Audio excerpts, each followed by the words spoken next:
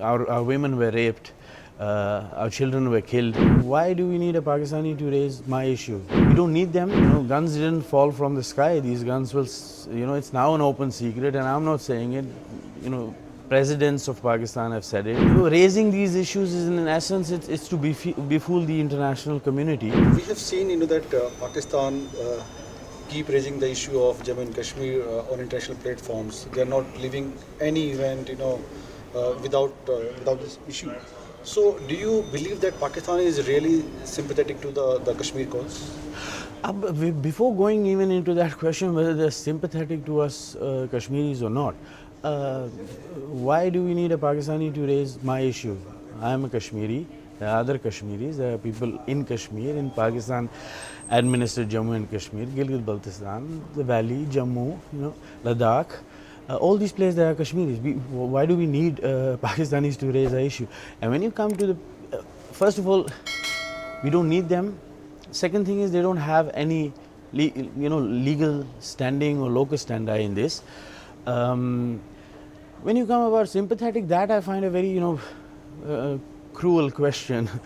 We have lost more than 100,000 people in Jammu and Kashmir, whether they're civilians or, Jammu and Kashmir personnel, bureaucrats, all people, these are all human beings.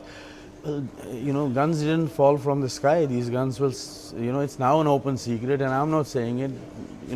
Presidents of Pakistan have said it, retired generals have said it. There are books written about it by spy chiefs, their own spy chiefs, how they have, how they induced violence, religious radicalism into Jammu and Kashmir, of which we are still, paying the bill even today. Raising these issues is, in essence, it's to befool the international community, because when we come to international standings of such issues, and again, I don't want to go into history because it's now almost ancient, but when you go to the UN resolutions on Jammu and Kashmir, as you know, it's Pakistan which has been stopping its implementation. One can argue then legally, you had similar agreements, so how much of value do these resolutions today hold? But for an academic debate, if we discuss that, it's the Pakistanis who have been blocking this thing. Sympathy when they our women were raped, our children were killed.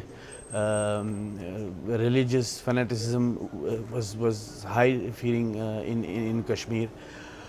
That's not sympathy. If with such friends, who needs enemies?